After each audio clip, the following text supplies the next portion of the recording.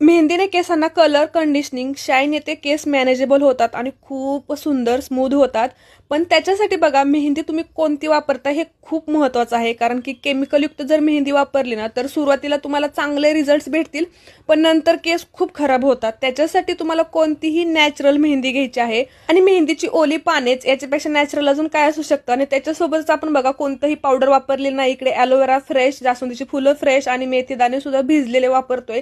या 3 वस्तूंचं कॉम्बिनेशन मेहंदीला अजून हेल्दी बनवतं. केस वाढायला तर मदत होतेच.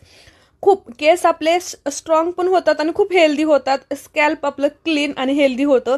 खूप महत्त्वाचं आहे. त्याच्यासाठीच बघा तीनही त्या वस्तू वाटून घ्यायच्या आहेत. अगोदर चांगलं फाईन पेस्ट करा. त्याच्यानंतर मेहंदीची जेवढी पानं आहेत की नाही ते सुद्धा वाटायचं आहे. चांगलं मिक्स करा. याच्यात कोणतंही तुम्ही तेल टाकलं तरी चालेल. कोणताही आर्टिफिशियल याच्यात कलर ॲड नाही. त्याच्यामुळे नॅचरल हर्बल हेना मास्क आहे. 2 तास ठेवा आणि त्याच्यानंतर केस धुवा.